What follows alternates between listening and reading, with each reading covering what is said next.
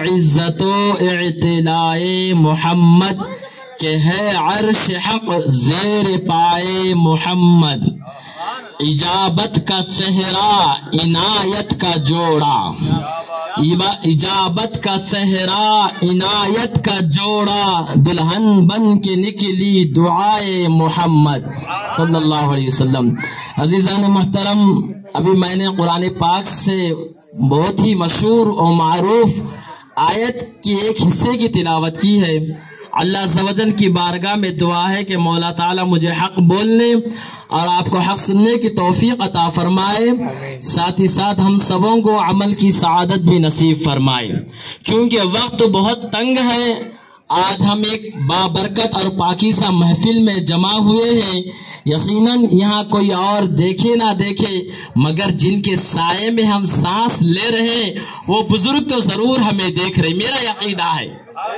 کیونکہ ہم اولاد غوث اعظم حضور سیدنا سید عبد القادر قادری المعروف گڈے قادر بادشاہ نور اللہ مرقدہ کے سائے میں ہم ہیں، یہ میرا عقیدہ ہے۔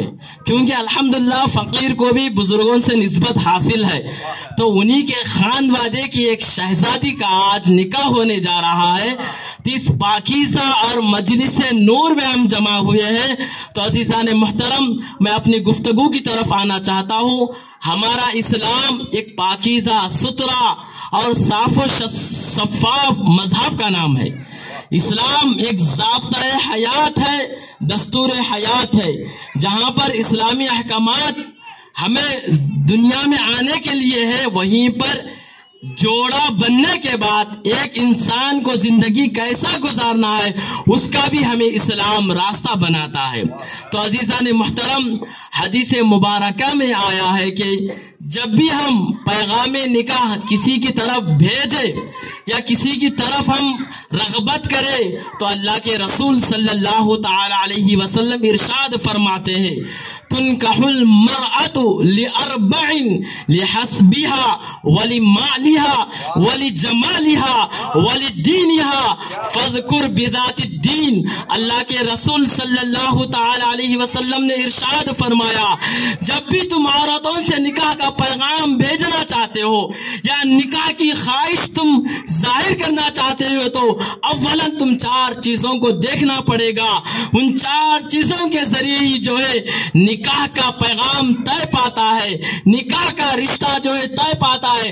تو عزیزان محترم، کوئی دنیا دار ہوتا ہے جس کی خواہش مال کی طرف جاتی ہے، کیا کوئی کچھ لوگ ایسے ہوں گے جن کا ذہن جو ہے اونچی فیملی والے ہونا ان کی طرف جاتے ہیں، یا اونچا خاندان ہونا جس سے ہماری واہ واہ ہو جائے؟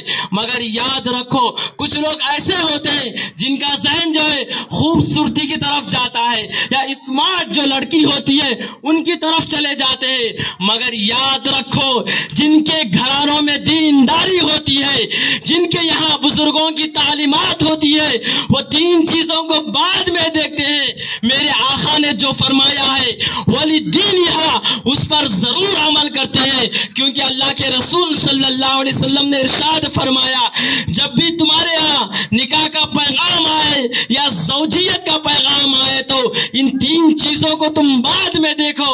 سب سے پہلے دینداری ہے یا نہیں، یہ ہے، اس کو دیکھو۔ آقا نے فرمایا دینداری کو دیکھو، وَلِدِّينِهَا فَاذْكُرْ بِذَاتِ الدِّينِ کہا گیا۔ جس کے یہاں، جس خاندان میں جس سے ہم رشتہ اپنا رہے، اگر اس کے پاس دینداری ہے تو بسم اللہ کہہ کر اس کو ترجیح دو، اس کو اولیت دو، یہی سب سے اہم پیغام ہے۔ عزیزان محترم، نکاح بہت ہی پاکیزہ عمل ہے، لوگ اسے لائٹ لے رہے ہیں، مگر شریعت کے دائرے میں رہ کر ہم نکاح کو سمجھو، اتنا پاکیزہ عمل ہے۔ اللہ اکبر۔ نکاح کا مقصد کیا ہوتا ہے؟ آقا فرماتے ہیں، ایک تو ہماری آنکھوں کی حفاظت ہوتی ہے اور دوسری ہماری شرمگاہوں کو بھی حفاظت ہوتی ہے۔ آقا نے فرمایا، آقا کی حدیث ہے، یا معاشر الشباب من استطاع منکم الباء فلیتزوج کہا گیا. جب تم میں کوئی استطاعت رکھتا ہے میرے نوجوان کے گروہ شادی کی تو تم جو ہے شادی کرو. اس کے بعد آقا نے فرمایا من استطاع منکم الباء فلیتزوج، اگر تم جو نکاح کرنے کی استطاعت رکھتے ہو تو شادی کرو. ومن لم یستطع فعلیہ بالصوم، اگر تمہارے پاس نکاح کی استطاعت نہیں ہے، طاقت نہیں ہے تو روزہ رکھو. کیونکہ حدیث پاک میں آیا ہے نفسانی خواہشات کو مٹانے کے لیے اگر ہمیں کوئی عمل کرنا ہے تو وہ عمل ہے روزہ ہے. روزے کے ذریعے نفسانی خواہشات مٹ جاتے ہیں. تو عزیزان محترم، اور مشکات شریف میں حضرت عثمان بن مظعون رضی اللہ تعالیٰ عنہ باب النکاح میں فرماتے ہیں اللہ اکبر. انہی سے جو ہے اکثر نکاح کے تعلق سے جو حدیث پاک آئی ہے حضرت عثمان بن مظعون سے مروی ہے. اللہ اکبر. حضرت عثمان بن مظعون جو ہے بہت بڑے صحابی ہیں اور ان کے ذکر و عبادات معاملات یا ریاضتوں کا اتنا چرچا تھا کہ پورے صحابہ میں مشہور تھا. اللہ اکبر. ایک دن حضرت عثمان بن مظعون آقا کی بارگاہ میں آ کر عرض کرتے ہیں یا رسول اللہ علیہ الصلوۃ والسلام، میں تبتل رہنا چاہتا ہوں، یعنی میں بغیر شادی شدہ کے رہنا چاہتا ہوں. اللہ اکبر.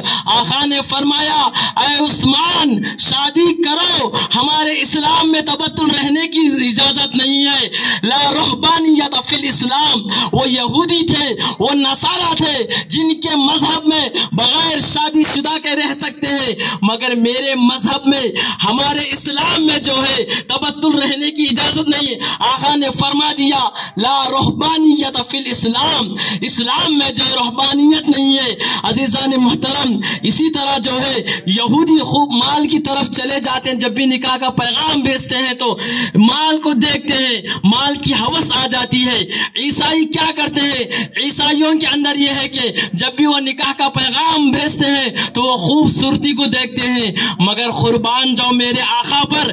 میرے آقا نے فرمایا ان دونوں سے ہٹ کر ہمارا مذہب اسلام ہمیں یہ بتاتا ہے، ہمارے آقا کی تعلیم ہمیں یہ دیتی ہے کہ جب بھی ہم نکاح کا رشتہ بھیجے، مال ایک طرف، خاندان ایک طرف، حسب و نسب ایک طرف، اگر ہم کسی کو ترجیح دیتے ہیں تو وہ دینداری کو دیتے ہیں، دینداری کو دیتے ہیں. آقا نے فرمایا فذکر بذات الدین، تم دین کو اختیار کرو تو آنے والی زندگیاں خوش و خرم گزرے گی. زندگی میں آئے دن نو نو بہاریں آتے رہیں گے، انقلاب ایسا ہوتا رہے گا. اور آقا نے فرمایا شادی کا مقصد یہی ہوتا ہے کہ ہم اولاد کے طلبگار بن جائے. اور آقا کی ایک حدیث پاک ہے، آقا نے فرمایا نکاح کب واجب ہوتا ہے اور کب سنت ہوتا ہے، اس کے تعلق سے بھی آقا نے فرمایا اگر کوئی ایسا انسان ہے جسے اب گناہوں میں ملوث ہونے کا بہت خدشہ ہے، اگر وہ نکاح نہیں کرے گا تو گناہ میں ملوث ہو جائے گا، تو آقا نے فرمایا اس پر نکاح واجب ہو جاتا ہے. مگر ایک ایسا شخص ہے گناہ میں ملوث نہیں ہوتا ہے، مالی اعتبار سے بہت پیچھے ہے، مگر ایک وقت آنے کے بعد وہ نکاح کرنے کی طاقت رکھتا ہے، تو ایسے شخص پر جو ہے نکاح سنت ہو جاتا ہے، نکاح واجب بھی ہوتا ہے، نکاح سنت بھی ہوتا ہے. نکاح واجب کب ہو جاتا ہے؟ ایک بندے کو جب مجھ سے یہ یقین ہو جائے، کانفیڈنٹ ہو جائے مجھ سے اب گناہ ہو جائے گا، میں بد فعلی میں یا ناجائز تعلق میں چلا جاؤں گا، تو ایسے شخص پر نکاح واجب ہے. اور ایسا ایک شخص ہے جسے گناہ کا کوئی صدور نہیں ہوتا ہے، گناہ کا وہم و گمان تک نہیں ہے، تو ایسے شخص پر نکاح سنت ہے. آقا نے فرمایا النکاح من سنتی فمن راغب عن سنتی، نکاح میری سنت ہے، جو میری سنت کو قائم نہیں رکھتا وہ مجھ سے پھرا ہوا ہے. راغب عن کا معنی ہوتا ہے سنت سے پھر جانا. تو آقا نے فرمایا جیسے ہی جوانی کی عمر ہو جاتی ہے، اگر ہمارے اندر کنٹرول کرنے کی طاقت ہے، برداشت کی ہمت ہے، تو ہم پر نکاح واجب نہیں ہوتا. برداشت راستے ہم باہر ہو جاتے ہیں، حدود توڑ دیتے ہیں، تو ایسے شخص پر نکاح واجب ہوتا ہے۔ تو عزیزان محترم، اپنی زندگی کو جو ہے سنت مصطفیٰ کے سانچے میں ڈھال کر ہم بھی خود عمل کریں، ہماری آنے والی نسلوں کو بھی ایک اچھا پیغام دے، کیونکہ ہم جس دور سے گزر رہے ہیں آج کے دور میں بے حیائی عام ہے، عریانیت کا تو جنازہ نکل چکا ہے۔ تو ایسے پرفتن دور میں ہمیں کسی کا راستہ کام آتا ہے تو وہ میرے آقا کریم کے راستے کو اپنانا ہوگا۔